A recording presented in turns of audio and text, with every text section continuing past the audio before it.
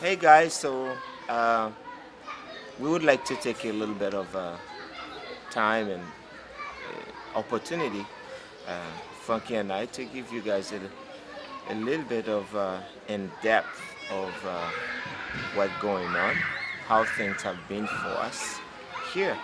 So, Funky, can you give us a little bit of update on how things have been for us the last 3 years? So for the last 2 years, for us or for us at Haiti ARISE and for the country, things have been very hard. For the last 3 years, there has been a lot of political rioting. Because of this, we at Haiti ARISE we haven't been able to have teams anymore, which has a negative impact on our work here. Because when teams come, they have been a blessing to us. They help us fix stuff. They help us build some new buildings. So for the last 2 years, we can say we really missed those teams because of the political rioting here. So yeah, it's been really difficult because uh, in February, if you guys remember, we had a group that came down from Alberta, and we had to take them on helicopter to get them out of the country.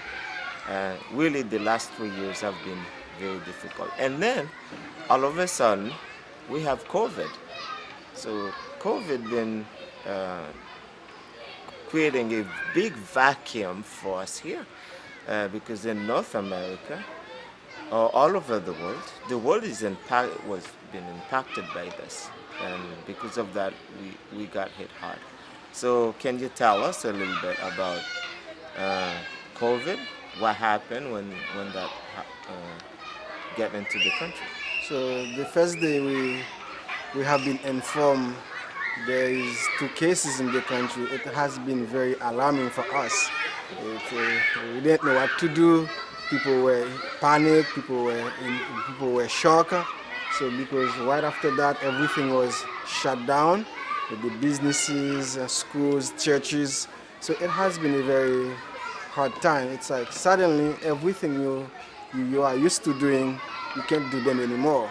So it was hectic. It was a very negative thing for us because we haven't been able to come to church anymore. We haven't been able to kids haven't been able to come to school. So it has a very negative impact on every way on us. Yeah, and then we know that port were closed. There were no travel back and forth.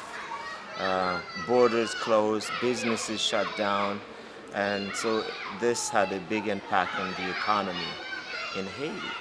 And we already have a high percentage of employment. So think about it.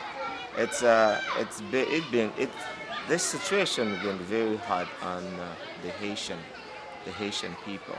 So for the time being, for us, what we've been doing, uh, we've been having lots of food distribution. We've been carrying, like I talked to some people in the community when I get back here. They said, "You are really the only one giving do stuff for us by food distribution. You were taking care of us in this season and at this time." So that's what we've been doing. But last August, July, the country is opening up back. So we have church back up and running, churches, school, and things. So for us at Haiti Wise, we pretty much have everything back up, back up and running, except the medical clinic. And this is a very big tragedy for us because Dr. Bob was the sole uh, sponsor for the medical clinic with Hungry for Life. So Dr. Bob retired, and our medical clinic serve a whole big portion of our population. We have patients coming from South Lekai, North, like Gonaïve, Port-au-Prince, Petit-Goâve, Léogane, Grand-Goâve. Right now, we were closed for COVID. but our finances is so down. It's so hard for us to open our back. And you know, health is important. If you don't have good health, you can't work. You can't do anything. So we would like to open the clinic back, things, uh, so we can continue serving the population. We have 10 full-time staff at the clinic, and then we need about $60,000 a year to run the clinic. So that's why we have this campaign. If you are a doctor, you're a nurse, you have a clinic, and you like to be involved in some worthwhile project, this is a good project to take on. So we will invite you to get involved with us. You can bring medical team, you can bring nurses, and you know you will have a rich cultural experience here. It's been really, really, really awesome. So, um, can you talk a little bit about the education, like here, what we're doing in that one? So here at Haiti ARISE, one of the core things Haiti ARISE has decided to do. Haiti ARISE believes in education. Haiti ARISE believes one of the best ways to change the country is to invest in education. Education is the weapon we can use to change the next generations. So here at Haiti ARISE, we have been affected because the kids haven't been able to come to school. But since the country, even if the country closed, was closed, we were trying to see how we could help the kids. At some point, we called the teachers, we asked them to come maybe 1 day or 2 days a week to try to work with the kids so that they can still receive education. But right after the government decided to open the country in July, the next month we started functioning again. Now our kids are back to school, high school and primary school. All of them are back to school. We have our tech school here. It is open. Now we are glad we are able to do what we want to do for the kids here so that we can change the country. Well, I think all of us need to get our priorities right. Sometimes we just serve ourselves, but really you get fulfillment when we help others, when we serve others, when we invest into other people's lives. So that's where we come from. We want to invest in education. So lots of kids in Haiti don't have that opportunity. You're talking about social justice, social justice. If you can't go to school, you cannot send your kid to school, you cannot provide for your family, this is hard. So it's about raising up leaders that will impact their family, impact the communities, and in return, the country will be impacted. If you invest in children, you invest into the next generation, maybe one day we'll have a better president, better senators, better congressmen, mayors, and so on, raising leaders. So we are really blessed to have the kids back to school, and also we are really blessed and excited to have the tech school, the tech college back and running. So we see young people coming here to learn electrical, plumbing, carpentry, and mechanics, sewing, you name it. So that's what will transform our country. That's what will help them to be able to take care of themselves. So in a nutshell, Haiti ARISE, we are involved in many things here. And we have, our ministry have different parts of it, different part of the ministry.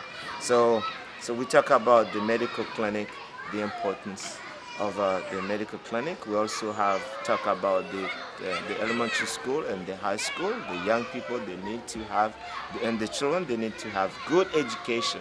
And then with that, we also have what you call a hot lunch, because most of the kids, that's the only meal they will have for the day, so they can learn well, and so on. So what are other things that we do here that we can share with people? So we have other stuff we do. We help people who have been on the arrest illegally or who have been in prison, who can present before a judge after their normal time. Haiti ARISE has an office in the town next door in Petit Guave, where we hire also 9 people to help them so that they can present in court, so that they can have a lawyer to defend them without giving any money to the lawyers. So at this point, we have really this office in Petit Guave has released many people, about 100, almost 200 people has been released, has been helped by this office in Petit Guave. So this office he's talking that our administrator is talking about, it's the legal aid office. So where we have about 9 lawyers that will go into the prison to get information why they are in prison. Because in Haiti, you can be arrested or get into prison for being for petty things, being at the wrong place at the wrong time. And once you get in there, it's really hard to get out. You can be in there for years and never been able to go before a judge. So that's why we have the legal aid office, and we hire lawyers that will go into the prison and help those people to be able to go and see a judge. So that has been really powerful. It's Matthew 25 for us, and I was hungry. You fed me, and I was in prison. You came and visited me, and you know it's been very, very successful. And the other program that we have as well is the goat farm. Can you talk about that? Yeah, I was going to take another one, but it's okay. Sure. Yeah, the Goat Farm is a program that is there to encourage students that are in our school. So the student that is the most intelligent or the valedictorian of the class will be given a goat as an encouragement, so that they can see that Haiti ARISE really appreciates their effort. So when after they have been given the goat, I think they will bring back the first baby to Haiti ARISE so that we can continue with the program. So it is a really good program. I really like it. Yeah. So we've been the person Berge, who is in charge of the goat farm, the agricultural program here. So he's been training children from grade 5 to 6, something like that, and on how to raise goats. And after the program, after they pass the program, we give them goats so they can take home the pregnant one, and then they will give the first baby back to us so we can continue the program. So you talk about community transformation. So that's what we've been doing here. And we talk about, I think, The Children Village is another wonderful program we cannot miss. So at the Children Village in Haiti, I think there's about 400 or 300,000 kids in slavery. So what that means, they were born, sometimes they thrown them somewhere, their parents don't want them, or they are abandoned in a hospital, or the parents give them to someone else they believe is better to take care of them for them. So at Haiti, we have a lot of kids in slavery. So at Haiti ARISE, we are there to help in this situation. So what we do, we have a social worker that goes out to evaluate the kids.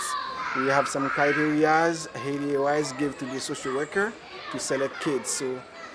So after he selected them, based on our criteria, he brings them to the village so we can take care of them. But sometimes if there is a kid they see at the hospital or somewhere on the street that is abandoned, we are called to come and help. Recently, the mayor called us to come and help with a kid that was abandoned in town. So I think Pastor Mark has more things to say about that. As you all know, this is my background. I was a child slave. My parents gave me away when I was 5 years old to someone else. They were hoping that we'd be able to take care of me better than them. And and I was just put there to work. I was physically abused and verbally abused. So knowing that I was coming back from Canada and they went back to Haiti in 2000 to start this ministry here. And knowing there are more than 300,000 children still in slavery and never experienced the love of the parents like me, so we didn't want to just come and not be involved with helping rescue children. So this is a powerful ministry. And so we have a children's village where we rescue children and put them in a family unit where they are receiving education, health care, and everything, taking care of them. So it's about impacting the next generation. You never know, like I said. Maybe one day one of them will become an honest president.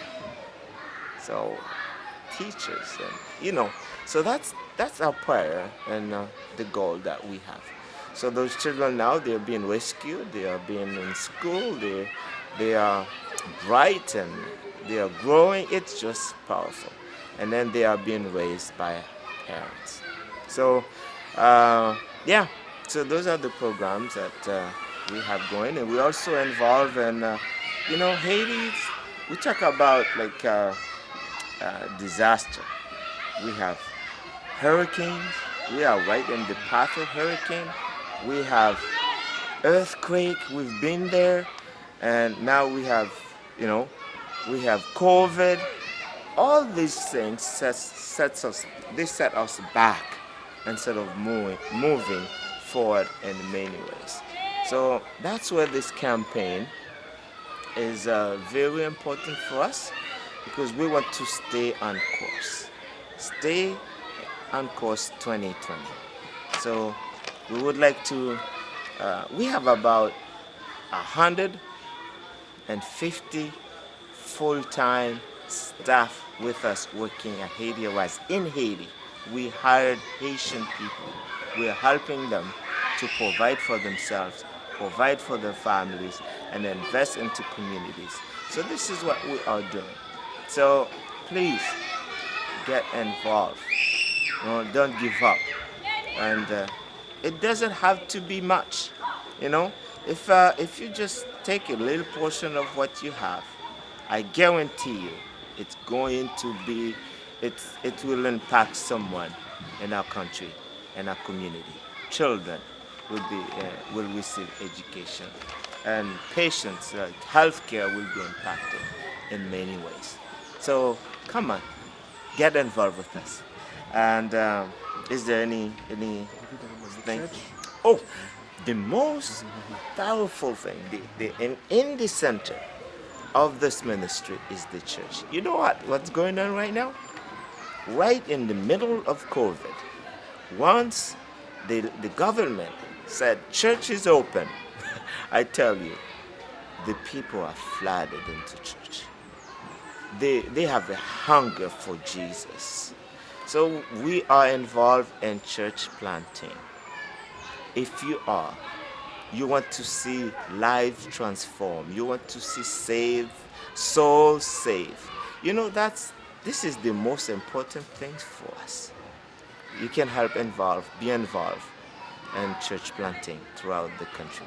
I think this is very, very important. Everything that we see will pass, but one thing will last forever. God and His word will never change. And that's what will change people's lives here. Do you have something that you would like to add into this? So, not really. So we are so glad to be able to come back to church. As Pastor Mark mentioned it earlier, for the clinic and the church, people complain a lot because they need both so that they could be healthy spiritually and physically. So right after the government decided to open the country, our church here has been more crowded. You can see there's a hunger for Jesus here. So people say, stay the course with us so that we can keep serving our community the way we are doing it. Yeah, so we want to come back, like the 220,000. So we want to raise up between in 1 month, so we can make sure our teachers are paid, our staff, make sure the clinic that we can bring patients back to, to receive health care again. And make sure that we continue to get the goat farm going and impact the community. Make sure that we have the legal aid and out and pedigrees, our lawyers getting paid so they can go into the prison and help those that need legal assistance and so on. Make sure that we continue rescue the slave children wherever they might be and provide them a safe place where they can learn properly and then become what God has called them to be. And then make sure that we keep keep going with our church planting and reach out with the gospel of Jesus Christ, that people will have hope that they need to have. And make sure that the young people receive a skill, a trade, so they can provide for themselves, provide for their family, go out in communities and set up businesses and then transform communities. And then Haiti will be changed. And so on. And then when our disaster staff continue to provide houses and build houses for people that are affected, family that are affected by those disasters. So overall, that's what we wanted to give you, so you can understand what Haiti ARISE is doing in the country, in Haiti. And then continue to, we're not only helping the Haitian people, we're also helping North America. You need to know, when we have you down here, there is a reason. We would love having you, because we know that the experience, what things that you have experienced here, you will take it back home. You will take it back to your children, to your family, to your church, to your community.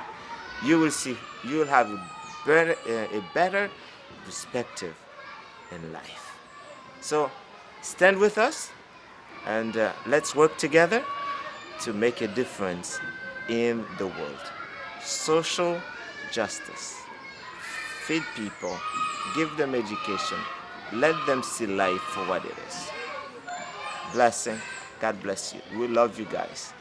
You have been very faithful, and I know you will continue to be faithful with us. Blessings. Thank you. Thank you.